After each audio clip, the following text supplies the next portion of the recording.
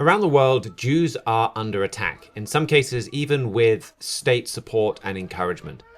Jew hatred is becoming tolerated once again. The world is returning to the 1930s. The 1940s are just around the corner. We're going to look at the global resurgence in anti-Semitism and what it means for you on today's Trumpet World. Mihailo Zekic has a new article about this worldwide attack on Jews. He's here today to discuss it. Mihailo, can you give us an overview of the global situation? Here are some of the more high-profile cases just within the last few months. Somebody tried to assassinate Pennsylvania Governor Josh Shapiro by setting the mansion in Harrisburg on fire in April. In May, a gunman killed 2 employees of the Israeli embassy in Washington, D.C. while shouting "Free Palestine." In June 1st, an Egyptian national threw Molotov cocktails and used a flamethrower against pro-Israel protesters in Boulder, Colorado. On a weekend in July, Representative Alexandria Ocasio-Cortez received death threats and had her office vandalized because she wouldn't support cutting funding to Israel's Iron Dome in Congress. On August 10th, just a few days ago, unknown vandals spray-painted swastikas and words like "Burn SS" at the headquarters of Israeli American Council in Los Angeles. Again, these are just some of the more high-profile cases, and we've talked about some of them before on this program. But there are plenty others underneath these high-level ones that are affecting people on the streets in the United States, and not just in the United States. Also, you mentioned it's worldwide. There's plenty of cases like this going on in Europe. One that's captured a lot of media attention in June during the Glastonbury Festival, just a couple of hours south of where we're filming. British punk rock duo Bob Vylan led the crowd chanting "Death, death to the IDF." Death, death to the IDF! Death, death to the IDF! Death, death to the IDF! Then in July, Belgium arrested 2 Israelis at another music festival because somebody identified them as belonging to the IDF and said that, well, these guys are guilty of war crimes, and the Belgian government arrested them, later released them, but then sent their case over to the International Criminal Court. So in other words, they agree. If you belong to the IDF, you are suspected of war crimes. On July 22nd, an Israeli cruise ship docked off a Greek island where a crowd of several hundred gathered around the port, basically shouting at them like "Free Palestine" and whatnot, and the cruise ship was pressured to leave without even letting their people off. On July 23rd, a pretty egregious case where Jewish summer campers from France weren't allowed to board a flight from Spain. The Spanish airline said that they were causing ruckus, but you could see video footage of Spanish police using excessive force for somebody that's accused of making too loud of a noise. After the incident happened, the Spanish transportation minister said on social media that these were Israeli brats. They weren't even Israeli, they were French. And then just a few days ago, somebody vandalized the offices of El Al, Israel's national airline in Paris, calling it a genocide airline, coming as France has refused to renew visas for their security details coming in on these flights. So again, not just one country, basically all around the Western world. If you're Israeli, if you're Jewish, you are susceptible to being targeted, not just by people on the streets, but even in some cases assisted by the governing authorities. And it's that last point. I mean, I don't know, it's all concerning. Society, there's always crazies at the fringes of society. I mean, they're still very dangerous, and always have been. But this shift where anti-Semitism is no longer taboo is, to me, very striking. And this is something you get into in your article as well, where you read about the 1930s. We've both read about the 1930s. And I remember reading about shops that have signs that say, like, "No Jews allowed." And this idea that it was socially acceptable back then to be anti-Semitic and to say, well, we hate Jews, we don't want Jews here. And that felt unimaginable. Like, okay, anti-Semitism has been a modern problem even 5-10 years ago. But this idea that you could have governments and businesses discriminating against Jews and people like, yeah, that's fine. I found it very hard to imagine what it was like to live in that world. And yet now we are living in that world. I mean, some of the things that France like they have quite far-ranging implications. Like France saying, well, El Al security details, we're not going to give you visas. How does El Al continue to operate in France? And if El Al does not continue to operate in France, if the chips are down, do Jews have a way out of France? And El Al kind of provides, as Israel's national airline, an unparalleled opportunity, commitment really to Jews around the world to help them in times of trouble. So you're having kind of the state getting involved there. And I mean, there are a lot of examples less violent, and maybe you have some of those, of just this kind of normalization of no Jews allowed. I mean, certainly you have that on US campuses, where first it's kind of like anti-Semitism under the guise of anti-Zionism, which is just such an obvious false dichotomy. Like the idea that you can say, well, I'm not anti-French. I have nothing against French people. However, I don't think France deserves to exist as a French state, and the French, uniquely of all the people on this world, do not deserve a nation in their ancestral home. Like, that is plainly absurd. And so you've got now, but this is being used as an excuse to normalize anti-Semitism once again. And to that argument, like, oh, we're just protesting what Israel is doing in Gaza, a lot of these incidents, that people that have nothing to do with Israel whatsoever, they're citizens of their own countries. And there are plenty of countries in the world, you look at like China, for example. They have a very well-documented genocide against their Muslim population for years now, or Burma, Myanmar, same thing. If people all of a sudden started boycotting people of Asian descent, participating in music festivals, or taking away the security details of Chinese airlines, you'd be having an uproar right now. And people would be very embarrassed of anything that happened. Politicians would probably be losing their jobs, things like that.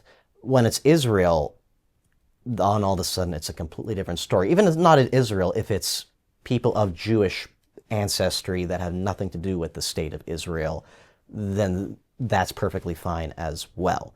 This is not about anything going on like legitimate political disagreement. This is specifically going after people because they are Jewish. And to your point there about mainstreaming anti-Semitism, one example's a few years old now, but during COVID lockdown, where there was that a Jewish person was trying to board a flight in Frankfurt, I believe, in Lufthansa. He didn't have a vaccine passport. He wasn't allowed. And then the policy of that flight was they stopped any Jews from coming on, even if they did have paperwork showing they have the vaccine. There was some high-profile video footage of that. Maybe we haven't seen things that are as extreme as that in the public eye, but that's still part of the same undercurrent that's influencing everything else I just talked about. And I think in this context, we have to talk about the media. Because, again, what they have done is definitely crosses into anti-Semitism. Like, you look at the New York Times and all these other news outlets that took a sick kid in Gaza that looked in pretty horrible shape because he was sick, and then they put him on the front cover and basically said, look, this is a representative of what all kids look like in Gaza because they're starving. And this whole forced starvation narrative that is produced by Hamas and enabled by the Western media. And I would say in the UK, the vast majority of people just take it as a given that Israel is deliberately trying to starve civilians in Gaza. And I think partly the reason why people have such a problem with that is even anti-Semitism, because we cut off Germany's food during World War II, and that was seen as completely fine and normal and legitimate. It's seen as illegitimate when Jews do exactly the same thing to people who are as evil as the Nazis. But then even then, that story is false, because that isn't what Israel is doing. Israel is like, Hamas uses their monopoly over food to control the population in Gaza, to keep themselves in power, to enrich themselves, and then to buy weapons to attack Israel. If you're going to destroy Hamas, you have to take the food supply out of Hamas control. And that's fundamentally what Israel is trying to do here. And the entire mainstream media is complicit in selling a lie to the world and putting out this false narrative with these pictures, with the way you have, like the New York Times putting it on their front cover, and then when they have a correction, it comes from their secondary Twitter account that has only a tiny number of followers, and they're not at all okay. We do make mistakes. I'm sure we've said things that are wrong on this show, but you have to correct those, and you have to correct them properly. Okay, maybe it was an honest mistake from the New York Times, but they try to cover up their mistake, basically. And you have things like the Associated Press with this puff piece on the poor Hezbollah members and how they're coping with Israel's pager attack a year later. And there's very little in there about this is a terrorist group that was plotting the death of huge numbers of civilians. And it's literally, oh, look at the poor terrorists. And I think some of it's anti-Semitism, some of it is a fundamentally broken moral compass. And it's the same broken moral compass that kind of elicits false sympathy for illegal immigrants, that refuses to look at, say, the harm that illegal immigrants are doing to innocent women and girls in America, and instead tries to get people to sympathize with the gang members that are being deported. Like, it's the same twisted, upside down morality. That is a core part of it, and that's wrong, but I wouldn't call that anti-Semitic. But then the focus on the Jews is a major part of that too. There's one thing I would disagree with you about, that you do see the same people that are saying everything that you just said also say that what Britain and America did in World War II was wrong as well, and that... There's a minority. Yeah. I think a lot of people, though, would say, yeah, what Britain and America did is fine. But they'll disagree with the Jews. But you're right, there are intellectuals that are kind of going back and revisiting World War II, but I think that's a very elite position. It's a very elite, but it's growing and it's becoming more mainstream, and I think that also plays into a lot of what we're seeing on why specifically the Jews, is because the Jews still hold on to those morals. In a sense, they still have, obviously there are plenty of issues in Israel society itself, but they still recognize at least that kind of evil when they see it. And in a sense, they're basically correcting the rest of the world, saying, no, your view of good and evil is wrong. What you are supporting right now is on the wrong side of history, and they're trying to cover that up. Yeah, that is a good point. Like, this is... A lot of the traditional moral values of Britain and America come from the Bible. Definitely not all. There's a lot of man's thinking in there, but there's a lot that comes from the Bible. And so, of course, as people turn against those traditional moral values, they also turn against the Jews that have been the guardians of them. So I think you make a very important point there. But I do think we are seeing a change in the way people view the Jews. The other direction we're seeing that from, and this you had a different article on, is from the right. Like, I remember writing on this issue, I don't know, maybe 10, 15 years ago, and I spent a lot of time going through a lot of polls. And you looked at the issue of anti-Semitism in Britain, and if you delved into the polls back then, it was basically a Muslim immigrant problem. And anti-Semitism was generally kind of almost infinitesimally small among the white British population, and it was something that we'd imported by importing masses of Muslims. Similar kind of story in the United States. And I think that has shifted, and it's shifted among the left. There's a massive intensification of anti-Semitism on the left. It's also shifted on the right. Like, we're recording this fairly soon after Tucker Carlson had his interview with I think a Palestinian Christian woman. I don't think she's even Palestinian. I think she's Greek. Oh, okay. Greek Orthodox is she? But it was full of things that were just wrong, and full of lies, and just things painted and put across incorrectly to make it sound like Israel was deliberately trying to kill and persecute Christians. So, and that's a common narrative too. You've written on that. I mean, what's the story with this shift from some on the right now? You are seeing it is a minority, but a number of very influential figures that you would maybe brand as populist conservative. Tucker Carlson's probably the big one, but there's other ones like Candace Owens or even Joe Rogan, who I wouldn't... They don't necessarily go out on their platform and specifically say Jews are evil, like, once from the river to the sea, but they package their narratives in a way, like you're saying, a bit more sleek and sophisticated, but it's still wrong and it still has an agenda behind it that in some cases Israel is persecuting Christians in the Middle East and around the world even. You're seeing Israel being responsible for Armenian Christians being killed by Azerbaijan because Israel sells weapons to Azerbaijan, as do a lot of other countries. You're seeing ideas of, say, Jewish conspiracy to kill Christians in Ukraine happening because Volodymyr Zelensky happens to be Jewish. You're seeing a lot of age-old conspiracy theories in the U.S. all of a sudden resurfacing that the Jews are really the ones like whispering in the president's ear what goes on with foreign policy, what goes on in domestic policy. They're really the ones controlling Wall Street. And again, it ties into what you were saying about the 1930s. Like, this is the kind of stuff Henry Ford was writing in the Internationalist Jew. This is the kind of subject matter Charles Lindbergh would have been giving lectures on. This is the kind of material that you got a lot of people in the United States and Britain sympathetic to the Nazi cause in Europe, or at least seeing them as misunderstood and maybe having a point.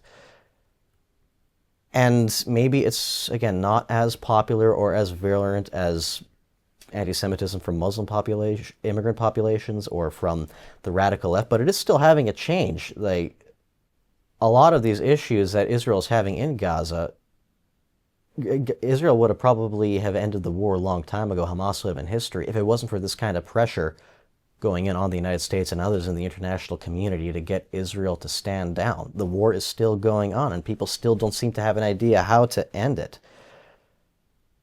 And the more this kind of talk is normalized, the more of all those events I just described earlier, the more they're going to keep happening, the more people are going to turn a blind eye to them, the more people try to raise the alarm about them. The gut reaction from so many is, oh, those are just the Jews complaining about everything and whatever. And the more we're following in the footsteps of the 1930s, as you said. And that's what I want to pick up on, because I'd say right now, especially on the right, the majority on the right, I'd say, is still pro-Israel. And what has changed, though, is that it is much more socially acceptable to be anti-Semitic. And you've got kind of those fringe figures like Tucker Carlson and others who will maybe be kind of a little circumspect about what they say. You've got those that are to the further extreme that are now much more louder, much more emboldened. But you're still in the case where the majority of Americans, majority of British people, I think, are not anti-Semitic. The parallel with the 1930s seems to me to be that once upon a time, eliciting those opinions would have gotten you ostracized socially. Now, depending on your social circle, it doesn't. I mean, what were the 1930s like? Was it the same with the 1930s, where most people weren't anti-Semitic, but it was tolerated if you were? Or do you think it was more like most people were anti-Semitic back in the 30s? Little bit of both probably is the best way to... Because, I mean, you mentioned Charles Lindbergh, Henry Ford, like those were fringe figures. Significant fringe figures, kind of like Tucker Carlson might be today. But they weren't kind of serious contenders to be president, say. Yes. You also have to remember it was a very different time. Segregation based on race in general was still seen as acceptable. Like, you know, an Italian marrying an Irishman would have been considered a mixed marriage even around that time. But at the same time, the big issue you obviously have to discuss is the rise of the Nazis. And there was, obviously the Nazis were against a lot of people, but what we associate them is going after the Jews and the Holocaust. And they were very open on what they wanted to do. Hitler said himself in Mein Kampf what he planned to do with Jewish populations. You just have to see all the thugs brawling in the streets of Berlin and Munich on what they would have done if they got in power. Just a handful of days after Hitler got in power in 1933, Dachau opened. And they started filling people in there, and the world didn't really bat an eye.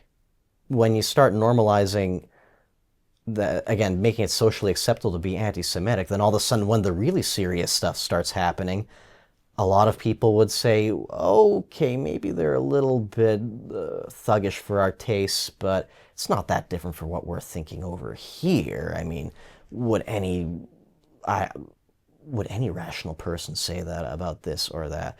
And eventually you do get a lot more higher figures in power sympathizing with this. The big example comes to mind is King Edward VIII.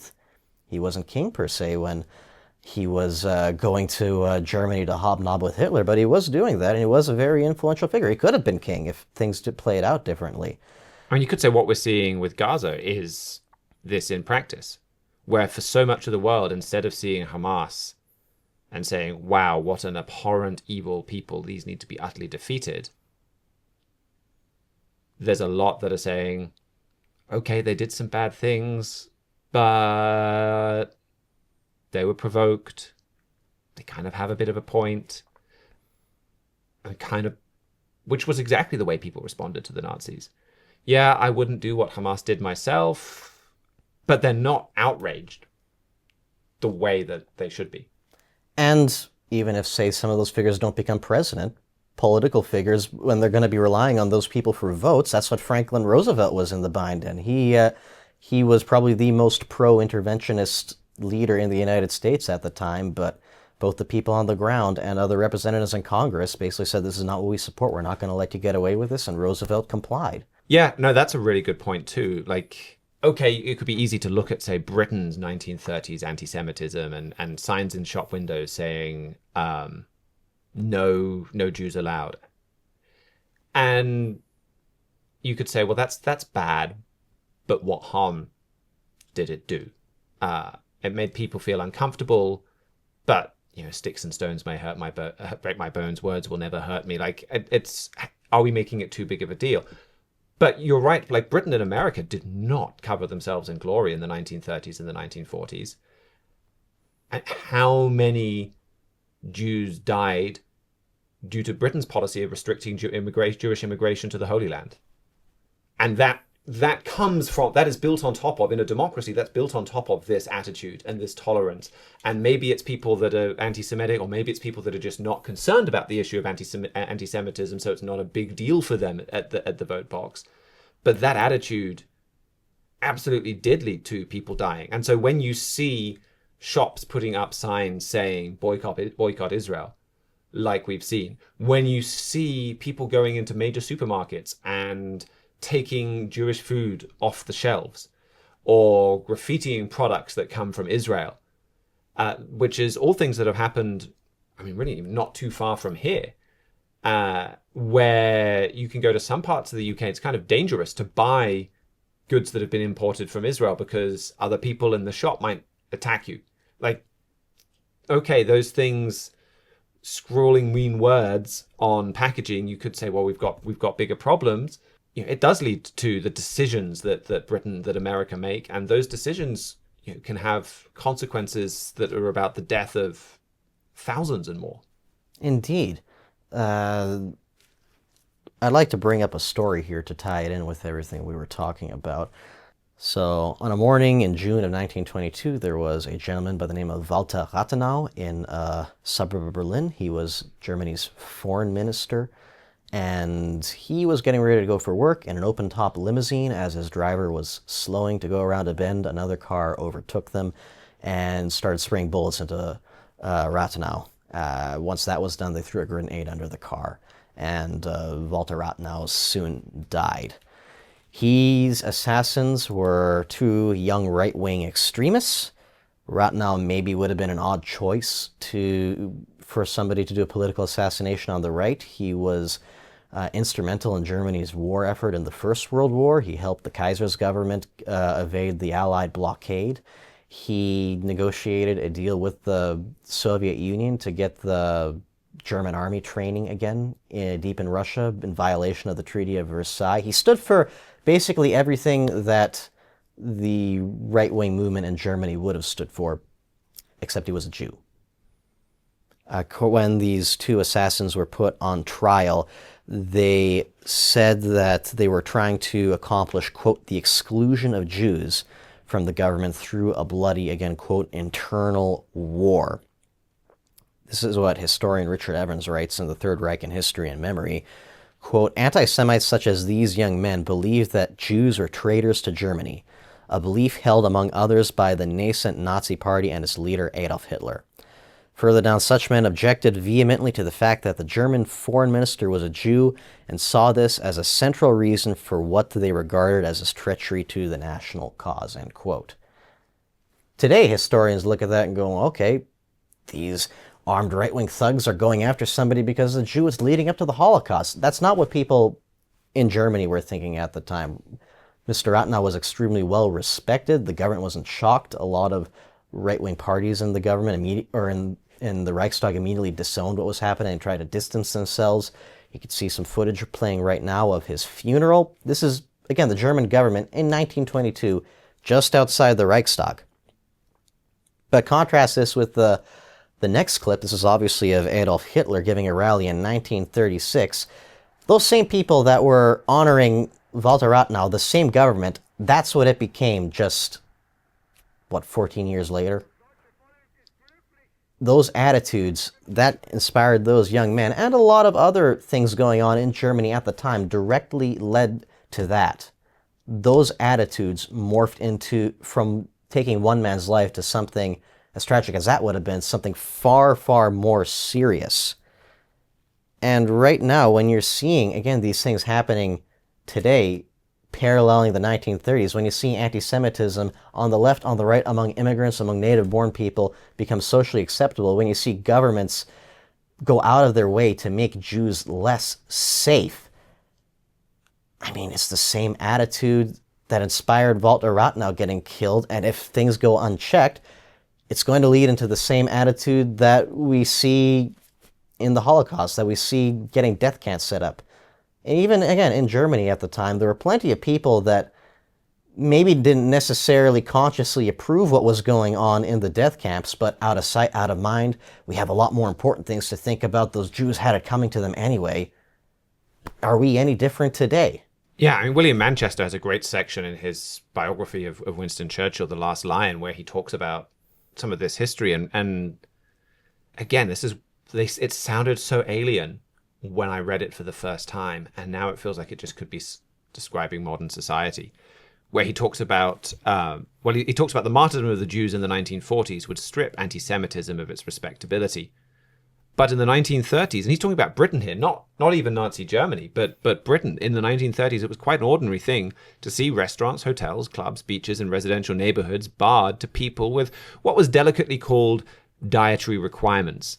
And I think we do kind of something similar now, where they'll find euphemisms, kind of like they did in the 1930s, and ways to exclude Jews without necessarily saying Jews forbidden. And I think what France has done with El Al, Belgium, the way that they've arrested IDF soldiers, you mentioned that earlier. Israel has conscription. If now an IDF soldier can be arrested for visiting your country, I mean, that's almost every Israeli citizen, almost every Israeli adult, apart from those few that have been exempted. Now they could be arrested in I mean, that's an entire country kind of putting up a no Jews allowed policy. So they did the same thing where they were maybe delicate about it, and we're doing that in different ways today. He goes on to write in that book, contempt for Jews was not considered bad form. They were widely regarded as unlovable, alien, loudmouth, flashy people who enriched themselves at the expense of Gentiles, and that's a message that you're seeing more and more normal. I feel like I see that message online pretty much every day now, where you didn't 10, 15 years ago. I mean, he goes on to talk about how support for the Nazis, even an infatuation with Nazism, was common in British high society. And I think it's also interesting. I mean, it says something about the elites then and now. Like the historical portrayal. And again, you have a much bigger background, especially in the history of World War II, than I do, and I'm very interested to hear what you have to say on this. I feel like the portrayal of anti-Semitism is that it is a problem of the uneducated and the backward, and that it's kind of your hillbilly type is more likely to be anti-Semitic. In the 1930s, and I think today as well, it's not that. It's like it's the elite, it's the highly educated. They're the ones most prone to this sickness. And I think in the 1930s, it was kind of your ordinary working class Brit that would be looked down upon by the elites was the ones that tended to be the quickest to dislike and denounce fascism and even anti-Semitism. Well, if you're talking about 1930s, it was a bit of both. I mentioned King Edward VIII earlier. I mean, you had people from all social strata coming in to visit Germany and seeing everything that was happening, knowing what was underpinning it. It's not like people didn't know what was happening in the concentration camps, and they're going, yes, this is a model for the future. This is, and they're fighting against the Bolsheviks. You know, they're against like these like hostile forces. They are something to admire. And you're even, again, seeing some of the tie back in what we were talking about with say, fringe right groups. You're seeing the exact same discussions happening about them. Like, look at these, like, internationalist, globalist Jews that are, like, funding all these left-wing causes. Like, we need to support the Alternative for Deutschland. We need to support the National Rally in France. These are the guys that are going to take our countries back from all these shadowy global elites. You could replace the word globalist with Jewish conspiracy, and the narrative is basically the same thing. Or even just replace genocide. Israel's committing genocide. Replace that with the Jews are controlling all finance. A lot of the arguments, they almost sound exactly the same. This is what I went to study in school before I came to Armstrong College, and I'll be honest, like, I almost sort of feel like I'm looking at everything I was studying 10 years ago happening on the daily news every single day. Almost a year ago now, but when that pogrom happened in Amsterdam on the anniversary of Kristallnacht, again, those are maybe immigrant groups enforcing that, not to throw every resident of the city under the bus, but that looked exactly like something you would expect right before the years of World War II, and almost a year later, we've moved on from it. Not only that, but incident after incident is happening that looks just like some of the stuff you read from the history books, and people are quick to move on. Like, oh yeah, somebody just tried to kill the governor of Pennsylvania, but I mean, that's old news now. Like, oh yes, like 2 people died working with the Israeli embassy, but you know, we have more important things to worry about right now. That's exactly the same attitude you're seeing right now, and it's extremely concerning. And I think groups like the ADL bear some responsibility for this. They do. And this is where, because after World War II, anti-Semitism was such a strong taboo, it then got weaponized. And it became, if you could paint your opponent as being anti-Semitic. I mean, this is and Tom Holland in his book Dominion, he has an interesting idea. We've kind of talked about this offline, where his kind of part of his thesis is, in a secular world, we don't talk about the devil. People don't believe in the devil anymore. Hitler has replaced the devil as the epitome and the personification of evil. And I think that's kind of an interesting point with some truth to it. And so if Hitler was anti-Semitic, so if you can paint your opponent with accusations of anti-Semitism, you know, you're saying he's in league with the devil. That's kind of the modern tool of that. Just like in most of history, people would always accuse their opponent, you know, they'd accuse their opponents of being witches or, you know, in league with the devil. Anti-Semitism has played that role. And some of these groups have allowed themselves to be weaponized that way. And accusations of anti-Semitism have been used to try and shut down discourse that is not anti-Semitic. And I think, you know, George Soros is a great example of this. I mean, you're here, you've written these articles talking about the danger of anti-Semitism. You have also written articles talking about the danger of George Soros and his widespread influence and really how evil that influence has been. And I think it is completely possible to talk about George Soros and the Open Society Foundation and say that he has had a very negative influence on politics as a whole, American politics, worldwide politics, and that not be anti-Semitic. And it's not an anti-Semitic dog whistle the way that it's called. And it's and I think in too many cases this has been done. I mean, globalism. Yeah, like you're right that sometimes this is just used as a euphemism for Jews. But there has been a worldwide agenda to try and open borders that has done a lot of harm, that fundamentally I think has harmed Jews perhaps more than anybody else because of the number of Muslims that is allowed in, and anti-Semitism is kind of even built into the Quran. And so that false accusation, I think, has well, it's even harmed Jews. But the point is, it's a bit like the boy who cries wolf now.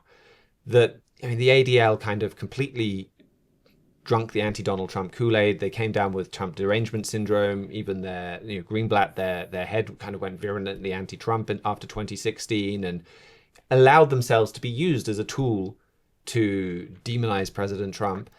And to do this, they did kind of come up with all kinds of ridiculous symbols of anti-Semitism. And you remember during, I think it was Donald Trump's first term of office, there was a picture of somebody doing like an OK sign, and then we were inundated with headlines about how the OK sign is a far-right symbol.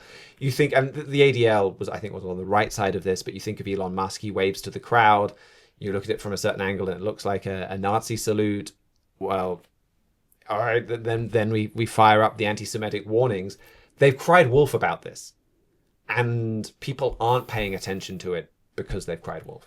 It's actually really interesting. What you just said reminds me of a piece that Rod Dreher wrote for the Free Press a few months ago. It's called "The Radical Right is Coming for Your Sons." It talked a lot about what sort of went behind what I wrote about Tucker Carlson and company. But his point was that for a lot of, like, say, young white males in a society where everybody's telling you that identity is everything and you're on the wrong side of that and that everything you stand for is bad and evil, etc., well, it's obviously going to get a lot of people going to the opposite extreme and it's going, well, if your identity is so great, then so is my identity. I'm going to go after anybody that isn't my identity either. And a lot of, say, what you see is on the right is almost like a reaction against what they're being shoved down their throats by the left. But in that regard, they're taking the mindset that the people that's starting the problem in the first place are getting in a roundabout way. And so it's not like to say, like, every single time that somebody says anti-Semitism, like, cries wolf about this, as you said, it's not like every single time it's justified. And it's not like maybe there are injustices, real or imagined, that people no less take as very seriously and are impacting the way they interact with the rest of society and are impacting the way what society finds acceptable. But that doesn't make it any less dangerous. It's like, politically, it's almost like you create your opposition in your own image. A moderate left-wing opposition tends to call forth a moderate right-wing opposition. I mean, in some ways, fascism, Nazism, and communism were mirror images of each other. Nazism, National Socialism, it's about state control. There is a lot that it has in common with communism, and these two movements rose together in the 1930s and shaped each other in the 1930s. And I think you're right, like the extreme left and the extreme right are kind of almost mirror images. They feed off of each other, basically. Yeah. But going back to this broader point, anti-Semitism, again and again, has been a barometer for evil. I mean, it's kind of a danger symbol throughout the world. I mean, Melanie Phillips talked about this. The Guardian's Jonathan Friedland, he wrote, Jews have often functioned as a canary in the coal mine. When a society turns on its Jews, it's usually a sign of wider ill health. And you do have, like, there is this very striking correlation. I mean, you can go all the way back to the Black Death in the 1300s. And the Jews were blamed for that. And you had hundreds of Jewish communities attacked. You had 1,000 Jews burnt alive in Strasbourg. Anytime things went wrong in the Middle East and crusading in the Middle East, like a crusade went bad, Jews in Europe were persecuted. I mean, we're going back to the 1930s. We're also going back to the Middle Ages. Like, there's war in the Middle East, and so Jews at home are attacked. I mean, this is a dynamic that goes back 1,000 years. Or even more than that, I'd argue, like even just in the Roman Empire, as Christianity became a bit more of a target of the office of the emperor, sometimes Jews were lumped in there as well. The historian Suetonius said that Domitian, the Emperor Domitian, even had people grabbed off the street and had their pants taken down to check if they were circumcised or not. Right as the Roman Empire was also facing a lot of Was problems. that a tax avoidance thing? Yep, that's right. After the after the 70 AD, we can try and blend some of this in there. I looked it up. After the 70 AD Holocaust, they put a tax on Jews, a special. So it's institutionalized anti-Semitism within Rome, and people would avoid the tax by claiming not to be Jewish. And this was how Domitian checked for that. But I mean, in more modern times, World War II is the obvious example, but it's not the only example. You have pogroms in Russia. I mean, it's not like there was never anti-Semitism in Russia, but as Russian society falls apart in the late 19th century and then early 20th century, that decline in law and order and just stability is accompanied by mass waves of pogroms all across Russia. It was a symbol of a terminally sick society. And you had France blaming its Jews for its defeat in the Franco-Prussian War in 1870, 1871. And this then leads up to the infamous Dreyfus Affair and Jew hatred within France. It's a common barometer. And there's a reason for that. Everything we just talked about, these are not just isolated incidents that happen to have some sort of a vague common thread that we're trying to lump in together. This is Trumpet World, the video program of the Philadelphia Trumpet. We focus on all our publications what the Bible has to say about these events. And when you're talking about the Jews, when you're talking about the people of the Bible, you have to look at spiritual causes. And even you could almost say at least on the side of the Nazis, that was the position they were taking right before World War II. In 1939, Hitler famously called himself a prophet, and that he was always a prophet, and that he foresaw everything he was going to do. And there are very deeper evil spiritual reasons that we could save for another day. Our book of Germany and the Holy Roman Empire dives into that in a little more detail. But what does the Bible, what do the prophets of God have to say about everything that's going on right now? Well, one of those prophets, the Apostle John, said that there is a devil, that he deceives the whole world, that he, in Revelation 12, that he is the accuser of our brethren or of the people God is working with, and accuses them before God day and night. And that includes the Jews. The Bible, again, the Jews they see themselves as the people of God, and rightly so. The Jews were the ones to preserve the Old Testament, the Hebrew Bible. They were the ones that Jesus Christ was born from. Even if they don't necessarily accept him today, God still has a relationship with the Jews. God's name is still on the Jewish people. And you can imagine, if Satan is the accuser of the brethren, if Satan deceives the whole world, then the Jews are going to be a target of that same devil. This is what our editor-in-chief, Mr. Gerald Fleury, said in his booklet, The Key of David, which was recently updated. Quote, "When a race receives honor as God has honored the Jews, Satan hates them for that. He inspired enemies to rise up and strip them of all dignity. The Nazis often shaved their heads, took off their clothes, beat them, and use them for medical experiments. God says it'll be far worse the next time around.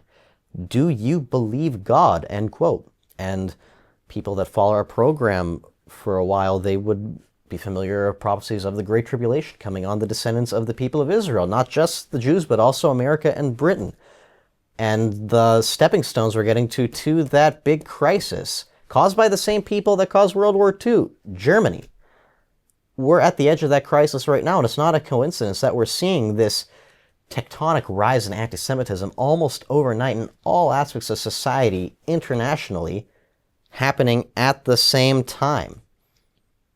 And the fact that you're seeing Satan's called the prince of the power of the air in Ephesians 2, he controls, shall we say, the attitudes around society worldwide, almost like radio signals traveling through the air, getting people up into moods and opinions, and those eventually lead to actions. That we're seeing such a level of anti-Semitism, of people going after the Jews specifically at this time, it's all tied into this, and it's all reflective of, again, far worse problems to come, just as the anti-Semitism of the 1930s reflected far worse problems to come just a few years later. And that is the crucial spiritual dimension, that this is a satanic attack on people with a link to God. And really, it's an attack on the God family vision. Like, the Jews have all of this connection, like you said, and one of them, those massive connections, is the scepter promise, that God promised there would be a Messiah who would rule on a throne, and he would come from that tribe of Judah. And then ultimately everyone would be brought into that family. And so what you're seeing is a reflection of Satan's influence in the world, and a reflection of his hatred. And one of the things I really liked about your article is you do conclude on a positive note. There is hope in that this is Satan's time of worst wrath, but he's in that worst wrath and that intense anger, because as it says in Revelation 12, he knows that he has but a short time. This is his last time, his last opportunity to really influence the world, and that drives him into a rage, because as the book of Revelation goes on to talk about, the Lion of the tribe of Judah is about to return and is about to end Satan's influence, end Satan's rule over this earth. And that's really, that we've seen the curse of anti-Semitism repeatedly throughout history. We're watching it for the last time ever now. Exactly, and that's what Mr. Fleury ends that section in the Key of David about. He says that we need to show the Jews about the scepter promise. They need to know what an exalted rule has given to them. They need hope. This whole world needs hope. And Satan, he's getting angry, like you said, for a reason. He's getting angry because he knows that that hope is coming, and there's nothing he can do about it. All he can do about it right now is just cause as much damage as he can while he can. And God promises protection from his wrath. God promises protection from all these or from everything that Satan is doing around the world. Luke 21 verse 28 says, "And when ye see these things begin to come to pass, then look up and lift up your heads, for your redemption draws nigh." But that doesn't negate the fact that those things will be happening anyway, and that it's the impetus on the individual to get close to God and to know what God says and to get under his rule, and only that way you get the protection from everything that's going to happen. This is not a program about what policy changes need to happen in Washington or London or wherever. This is not a program on how we can come up with a humanly devised solution on fixing everything like this. It's the point of this program, the point of the Bible, is to point people to God and God's solutions and God's government. And that's why God is letting Satan have a free reign until mankind learns that lesson. Those problems aren't going away. And the more people bury their heads in the sand, those problems are going to get worse and worse and worse. And you finished your article pointing to that book you mentioned, The Key of David, which, as you said, is very recently updated. That's a great place to go to get more on God's plan, on the gospel, on what God is doing here, why he is allowing this time of Satan's rule, and the incredible hope. I mean, that's what the book is mostly on. The incredible hope that God has made clear here. Chapter 9 of that is called How God Uses the Jews. I mean, it's a great antidote to a lot of the anti-Semitism that we see in the world around us. So you can get that on our website, thetrumpet.com. If you go to the literature tab, we'll put a link to that in the show notes. I don't know whether we've mentioned that on the show before, but you can read the whole book online. You can read specific chapters online.